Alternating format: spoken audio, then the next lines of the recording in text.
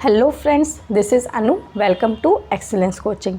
तो आज हम करने वाले हैं प्रैक्टिस सेट, जो कि है आपका मोमेंट ऑफ इनर्शिया और सिंपल पेंडुलम से रिलेटेड क्वेश्चन। जो ये सभी क्वेश्चन आपके प्रीवियस ईयर में आए हुए हैं। तो चलिए स्टार्ट करते हैं। First question, the graph between square of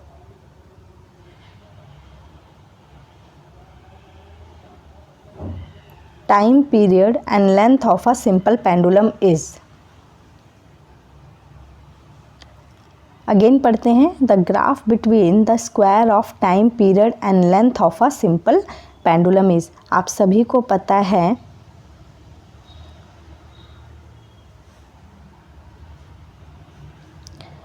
कि स्क्वायर ऑफ टाइम पीरियड क्या होता है सिंपल पेंडुलम का? t equals to 2 pi by root l upon में g, यही होता है। अब square of time period and length इसके बीच में, यानी कि अगर आप इसका स्क्वायर कर देंगे t का स्क्वायर, तो ये क्या हो जाएगा 4 पाई का स्क्वायर और ये हो जाएगा आपका l बाय जी। ठीक है, ये अगर सिंपल बोलें तो ये जो स्क्वायरिंग का है तो ये आपको देगा एक स्ट्रेट लाइन का ग्राफ देगा। ठीक है, अभी एक और क्वेश्चन आएगा, दोनों क्वेश्चन में डिफरेंस देखना। यहाँ पे जो स्क्वायर ऑफ टाइम पीरियड की बात की गई है, इसलिए जो ग्राफ है आपका स्ट्रेट आएगा। ठीक है, और एक केस में आपका पैराबोला आएगा। ठीक है, तो नेक्स्ट क्वेश्चन देखते हैं कि क्या है। अगर स्क्वायर ऑफ टाइम और लेंथ के बीच का है तो आपका क्या आ जाएगा, स्ट्रेट लाइन ग्राफ। ओके, चलिए नेक्स्ट क्वेश्चन देखते हैं। If a simple pendulum falls freely under gravity the time period will be. ठीक है, सबसे पहले सिंपल पेंडुलम का है तो टाइम पीरियड देखते हैं। टाइम पीरियड क्या होगा आपका 2 pi by root l by g. अगर अंडर द ग्रेविटी गिर रहा है, यानी g की वैल्यू क्या होगी आपकी 0 हो गई। g की वैल्यू 0 हो जाएगी। अगर यहाँ पे 0 हो जाएगा तो आंसर क्या आ जाएगा आपका, टाइम पीरियड क्या हो जाएगा, इनफाइनाइट हो जाएगा। टाइम पीरियड क्या हो जाएगा, इनफाइनाइट। बहुत बार ये क्वेश्चन आया हुआ है, आप देख सकते हैं पीजीटी में भी और टीजीटी में भी एंड पीसीएस में भी। ठीक है, तो under the gravity freely fall हो रहा है तो यानी जी की वैल्यू क्या हो गई आपकी 0 हो गई। क्लियर? चलिए नेक्स्ट क्वेश्चन देखते हैं।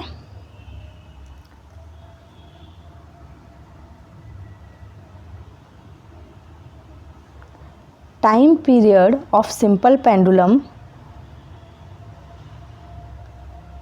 Depends on it's.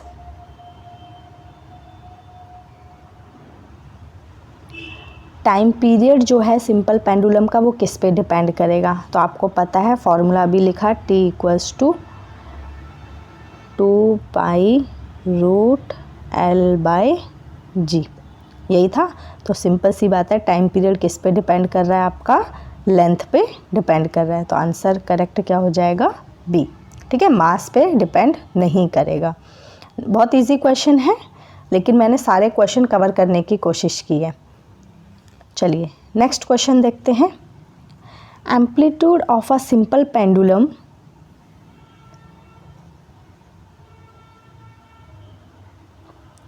Harmonic motion क्या है, A. Amplitude of a simple pendulum, यानी कि आपको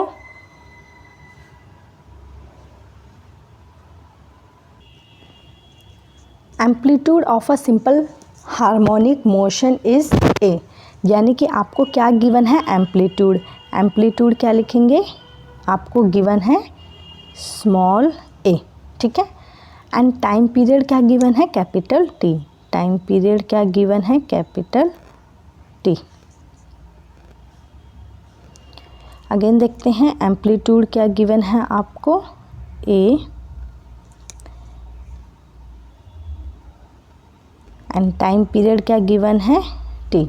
और आपसे क्या पूछा गया, मैक्सिमम इंस्टेंटेनियस वेलोसिटी। आपको मैंने पहले ही बताया कि एसएचएम में जो वेलोसिटी होती है वो क्या होता है आपका ए ओमेगा। ठीक, तो ए क्या है आपका एम्पलीट्यूड, एम्पलीट्यूड क्या गिवन है आपको स्मॉल ए, और ओमेगा को आप और कैसे लिख सकते हैं 2 पाई बाय टी, ये लिख सकते हैं 2 पाई बाय टी। तो आपका क्या आ गया ए 2 पाई बाय टी, ए 2 पाई बाय टी। बहुत इजी है, आपको क्या पता होना चाहिए कि एसएचएम में आपका मैक्सिमम वेलोसिटी क्या होता है ए ओमेगा, और एक्सीलरेशन क्या होता है ए ओमेगा का स्क्वायर। क्लियर है, ये फॉर्मूला आपको पता होना चाहिए। चलिए नेक्स्ट क्वेश्चन देखते हैं। A weight mg suspended to a wire produces an increment L। एक वेट है, क्या है mg, एक वायर से, इस तरह एक वायर है और इससे एक वेट है जो कि क्या है वेट mg। तो वर्क डन आपको निकालना है इस केस में। तो वर्क डन क्या होगा आपका इसमें mg L by 2, mg L by 2 आपका क्या हो जाएगा इसमें वर्क डन।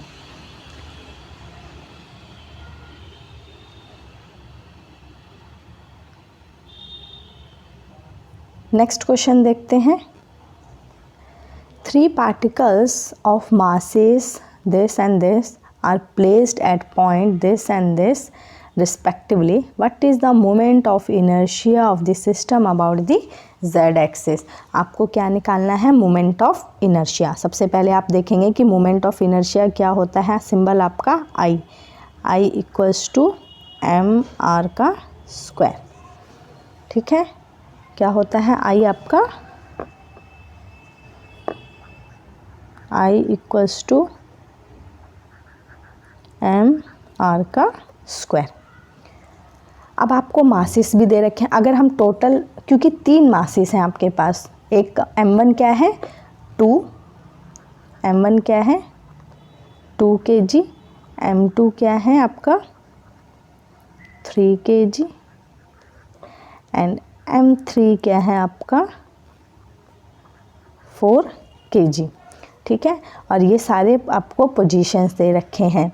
सबसे पहले आपको मोमेंट ऑफ इनर्शिया निकालने किसके अराउंड है, जेड एक्सिस के अराउंड। तो जेड एक्सिस के अराउंड अगर आप निकालेंगे तो ये हो जाएगा रूट में एक्स स्क्वायर प्लस में वाई स्क्वायर। ठीक है, अगर आप Z1 निकालना चाहेंगे इसमें, Z1 के लिए आप ये वाला देखेंगे, ये हो गया आपका ओरिजिन पे, तो इसमें x की वैल्यू और y की वैल्यू क्या होगी 0 का स्क्वायर प्लस 0 का स्क्वायर, यानी Z1 क्या आ गया आपका 0।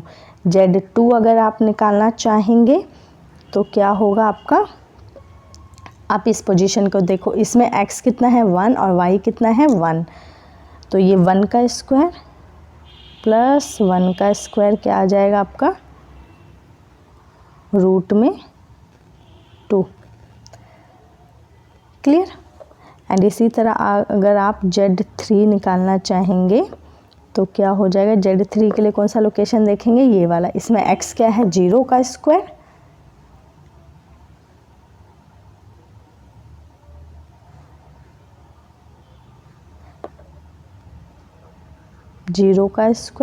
प्लस y क्या है 1 का स्क्वायर, तो अगेन ये क्या हो जाएगा आपके पास 1। ठीक है, अगर आप टोटल मोमेंट ऑफ इनर्शिया निकालते हैं तो क्या होगा इसमें m1 r1 का स्क्वायर प्लस m2 r2 का स्क्वायर प्लस m3 r3 का स्क्वायर। m1 कितना है आपका 2 मल्टीप्लाई r1 क्या होगा आपका, जो ये Z1 है, ठीक है, Z1 आपका R1 है, ये हो गया आपका 0 प्लस m2 कितना है 3 मल्टीप्लाई r2 का स्क्वायर यानी √2 का स्क्वायर क्या आ जाएगा 2 प्लस m3 क्या हो गया आपका 4 एंड r3 यानी कि आपका z3 कितना 1 का स्क्वायर क्या आ गया 1। तो ये हो गया आपका 3 × 2 6 एंड प्लस 4 ये आ गया आपका 10। आई की वैल्यू कितनी आ गई आपके पास 10 kg/m²। मोमेंट ऑफ इनर्शिया क्या आ गया 10 kg/m²। D is correct answer. आपको बस ये ध्यान रखना है कि जेड एक्सिस के अराउंड निकालना है, तो जेड तो आपका यहाँ पे 0 हो जाएगा, तो एक ये वाला फॉर्मूला आपको करना है जिससे आप R1, R2 और R3 निकाल सकते हैं। ये Z1 लिखा है, आप इसकी जगह R1, R2 और R3 भी लिख सकते हैं। ठीक है, ये सिर्फ पोजीशन को या फिर आप बोल सकते हैं डिस्टेंस को शो कर रहा है। क्लियर है, बहुत इजी क्वेश्चन है। चलिए नेक्स्ट क्वेश्चन देखते हैं। Moment of inertia of a circular disc around its diameter having mass m and radius।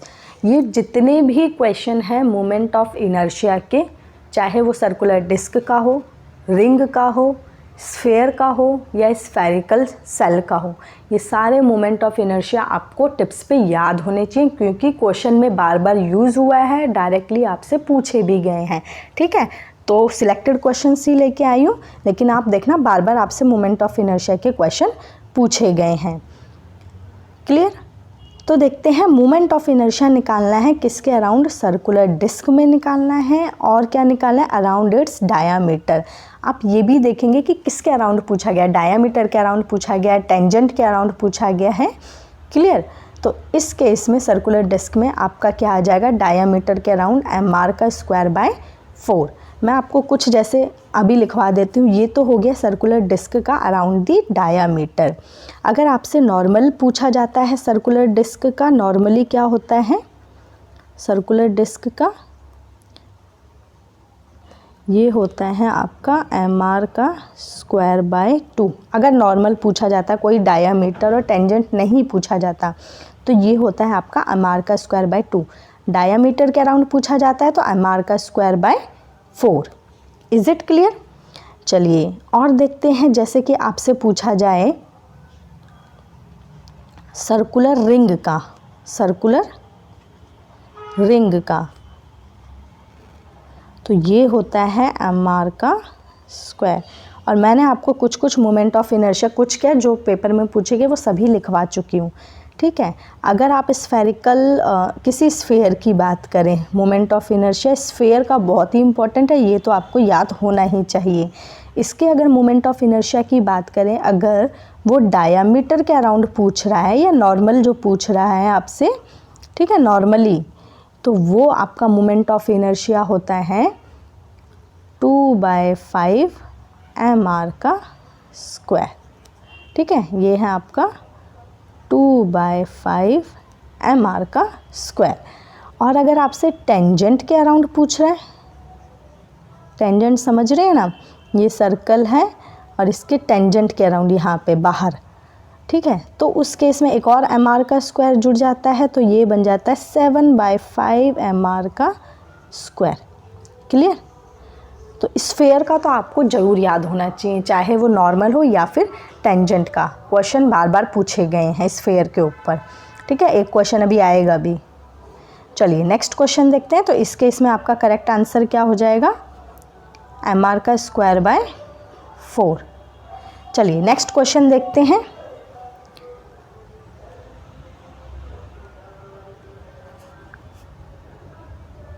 Moment of inertia is, अब देखो आपसे मोमेंट ऑफ इनर्शिया पूछा गया और ये सारी जो टर्म्स है काइनेटिक एनर्जी के टर्म्स में बोला गया है।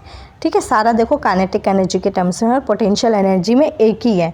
तो मेनली आपको 3 ऑप्शन काइनेटिक एनर्जी का दिख रहा है, तो सिंपल सा फॉर्मूला जो होता है काइनेटिक एनर्जी का मोमेंट ऑफ इनर्शिया की केस में, ये होता है 12I ω²। इसको याद कर लेना। ठीक है, मोमेंट ऑफ इनर्शिया में आपका जो रोटेशनल काइनेटिक एनर्जी होता है, ठीक है, रोटेशन में दोनों काइनेटिक एनर्जी होगा, रोटेशनल भी होगा, ट्रांसलेशनल भी होगा। ट्रांसलेशन जो कि आपका लीनियर होता है 12mv², रोटेशनल में क्या हो जाएगा formula, half I omega square. तो आई क्या है आपका मोमेंट ऑफ इनर्शिया, ओमेगा क्या है आपका एंगुलर फ्रिक्वेंसी।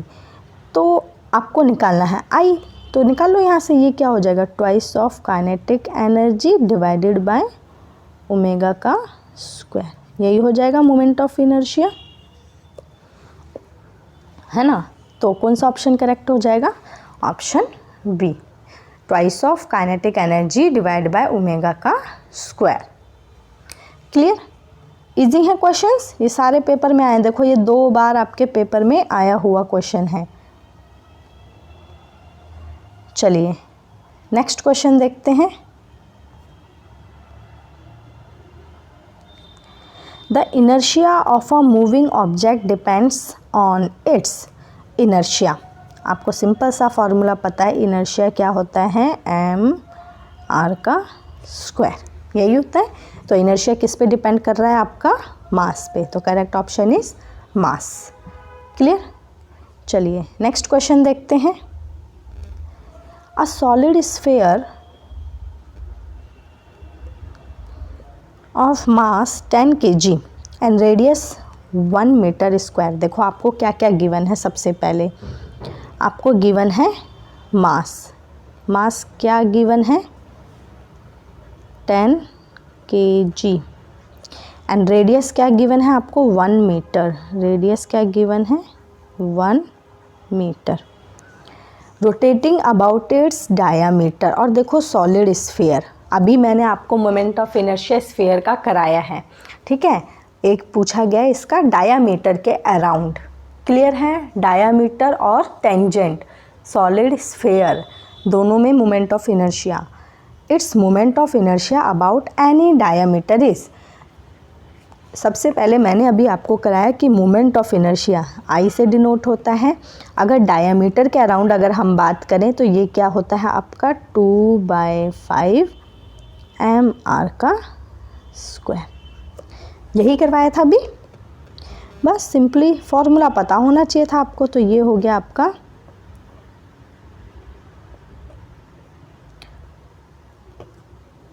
2/5, मास कितना गिवन है 10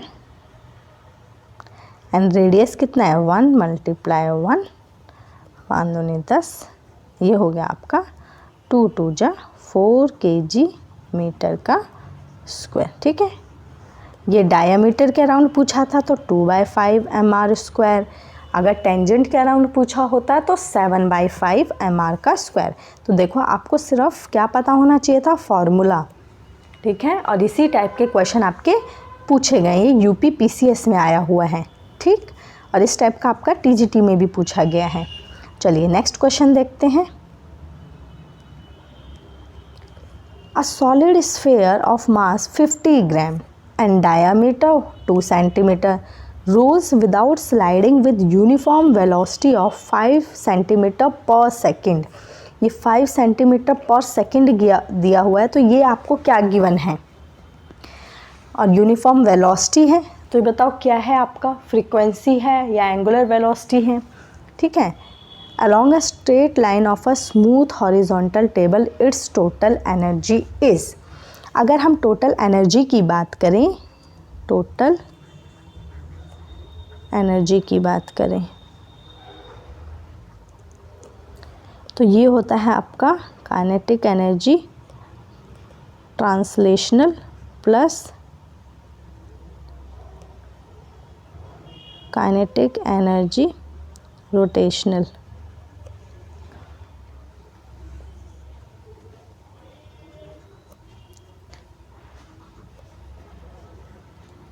ओके, रोटेशनल क्या होता है आपका हाफ आई ओमेगा का स्क्वायर, और ये क्या होता है हाफ एम वी का स्क्वायर, ठीक है। ट्रांसलेशनल क्या होता है हाफ एम वी का स्क्वायर, और रोटेशनल क्या होता है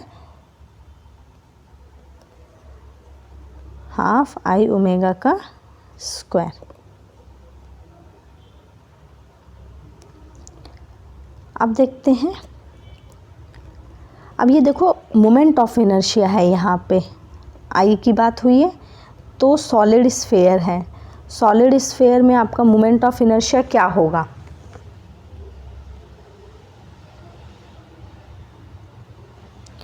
सॉलिड स्फेयर में आपका मोमेंट ऑफ इनर्शिया क्या होगा? डायमीटर के अराउंड बात की गई है, तो अभी मैंने आपको कराया था डायमीटर के अराउंड क्या होगा आपका 2/5 mr का स्क्वायर, और ये क्या हो गया अगेन आपके साथ में क्या दिया ओमेगा का स्क्वायर, प्लस ये हो गया आपका 1/2 mv का स्क्वायर। क्लियर? 2 से 2 कैंसिल हो गया और ये हो गया आपका 1/5। अब ये देखो मास लिख दो, और आर स्क्वायर ओमेगा स्क्वायर को आप क्या लिख सकते हो? आपको पता है v equals to R omega भी होता है, v इक्वल्स टू क्या होता है आर ओमेगा। अब ये बोलोगे मैम इतने सारे चेंजेस हो रहे हैं, तो देखो ये सारे चेंजेस, ये सारे फॉर्मूलेज आपको याद करने पड़ेंगे। मैं बहुत ही जल्द इन सभी फॉर्मूलेज के आपको PDF दे दूंगी, ठीक है? तो एक फार्मूला भी ये होता है v equals to R omega. Okay, तो यहाँ पे स्क्वायर है आर स्क्वायर ओमेगा स्क्वायर, तो हम इसे लिख सकते हैं v का स्क्वायर, प्लस ये हो गया आपका 1/2 mv का स्क्वायर। ठीक है, इन दोनों को आप जब करेंगे दोनों 1/2 mv स्क्वायर में हो गया, तो ये आपका आ जाएगा 10, ये हो गया 5 2 जा 2,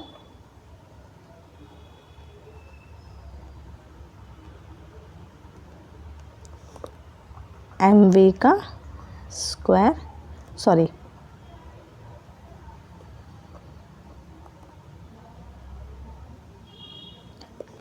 इसको पूरे को सॉल्व कर देंगे, आप एलसीएम ले लीजिए। ये हो गया 10, ये हो गया 5 2 जा 2 mv का स्क्वायर, प्लस में ये हो गया 2 5 जा यानी 5 mv का स्क्वायर, ये हो गया आपका 7/10 mv का स्क्वायर।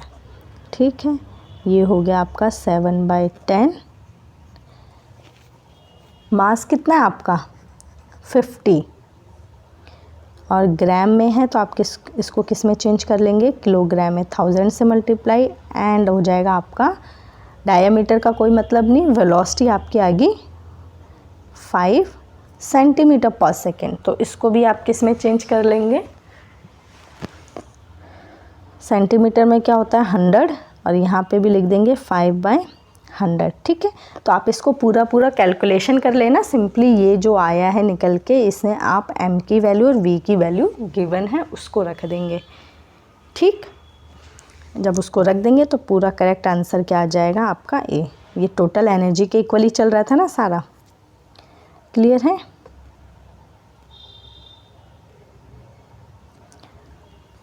इजी है क्वेश्चन, कुछ भी नहीं है, सिर्फ आपको सही से फॉर्मूला पुट करना था। चलिए नेक्स्ट क्वेश्चन देख लेते हैं।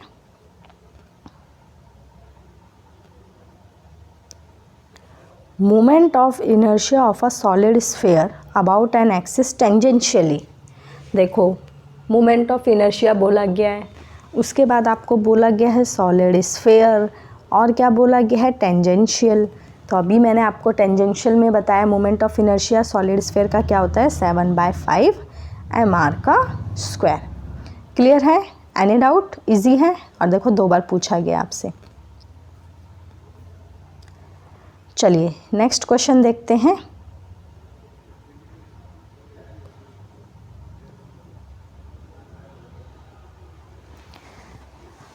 अ कांस्टेंट टॉर्क, अब देखो टॉर्क की बात की गई है, इतना गिवन है, तो आप टॉर्क देखो कितना होता है आपका 31.4।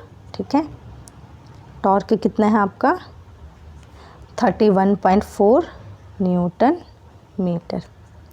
Exerted on a pivoted wheel, एक टॉर्क लगाया जा रहा है, टॉर्क एक तरह से क्या है आपका फोर्स है, वो एक व्हील पे लगाया जा रहा है। ठीक है, if the angular acceleration, angular acceleration, angular acceleration का मतलब अल्फ़ा, सबसे पहले तो आपको क्लियर होना चाहिए एंगुलर एक्सीलरेशन क्या है अल्फ़ा, ओमेगा क्या होता है एंगुलर वेलोसिटी।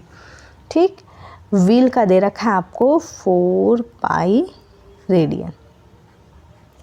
ठीक है। Then the moment of inertia, simple, आपको इनका फॉर्मूला पता होना चाहिए। टॉर्क और मोमेंट ऑफ इनर्शिया का होता है I multiply alpha. Clear, I multiply alpha. I आपको निकालना है, मोमेंट ऑफ इनर्शिया निकालना है ना आपको।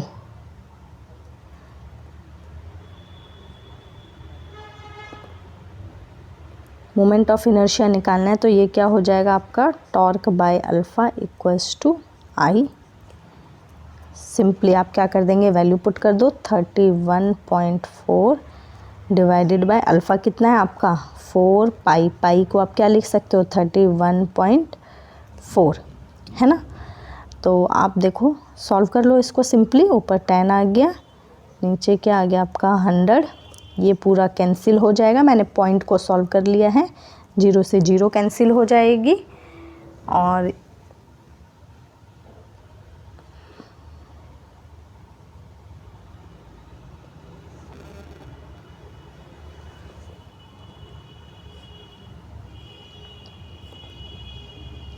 देखते हैं इसको, गलती रख दी थी वैल्यू। टॉर्क, टॉर्क कितना है आपका 31.4 डिवाइडेड बाय अल्फ़ा कितना है आपका 4 पाई, यानी 4 मल्टीप्लाई पाई की वैल्यू कितनी होती है आपकी 3.14 ये होती है ना। आई थिंक कंफ्यूज हो रही हूँ मैं भी। पॉइंट को हटाएंगे तो ऊपर आ गया 100 और इसके पॉइंट को हटाएंगे तो नीचे आ जाएगा 10। ठीक है, 0 से 0 कैंसिल, ये तो कैंसिल हो ही जाएंगे। ये अराउंड आ जाएगा आपका 2.5 kg मीटर स्क्वायर। ठीक है, मैंने पाई की वैल्यू थोड़ी गलत रख दी थी, तो ध्यान रखना है पाई होता है 3.14। तो आपका आंसर क्या आ जाएगा करेक्ट, डी। एक बार चेक कर लेना, मैं पाई में कंफ्यूज हो रही हूँ। ठीक है, वैसे 3.14 ही होता है ना, आई थिंक कंफ्यूज हो रही हूँ। ओके, चेक कर लेना, 22/7 होता है ना। हाँ, तो 3.14 ही होता है। ओके, हो जाती है कन्फ्यूज़न कभी कभी छोटी छोटी चीज़ों में ही। चलिए नेक्स्ट क्वेश्चन देखते हैं।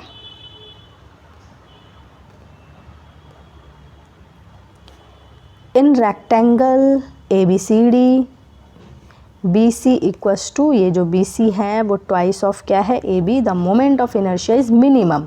अगर मिनिमम मोमेंट ऑफ इनर्शिया है तो वो होगा EG के अराउंड। EG यहाँ पे आपका जो मोमेंट ऑफ इनर्शिया होगा मिनिमम होगा, और अगर आप परपेंडिकुलरली बात करेंगे तो यहाँ पे क्या होगा, मैक्सिमम होगा। ठीक है, तो इसको याद रखेंगे। मिनिमम कहाँ होगा, जब पैरेलल में होगा, और जब परपेंडिकुलर में होगा तो ये हो जाएगा आपका मैक्सिमम। क्लियर है। तो थैंक यू, आज के लिए इतना ही। बहुत इजी क्वेश्चन थे, सिंपल पेंडुलम और मोमेंट ऑफ इनर्शिया पे TGT में जितने भी क्वेश्चन आए थे वो सारे लेके आए हूँ। हो सकता है एक दो जो रिपीटेड आए हों, जो बहुत ही इजी होंगे, वो मैंने लेफ़्ट कर दिया। अदरवाइज़ सारे क्वेश्चन मैंने कवर कर दिए हैं जो प्रीवियस ईयर में आए हुए हैं, सिंपल पेंडुलम और मोमेंट ऑफ इनर्शिया के। क्लियर। तो मिलते हैं नेक्स्ट क्लास में with the next topic. Thank you.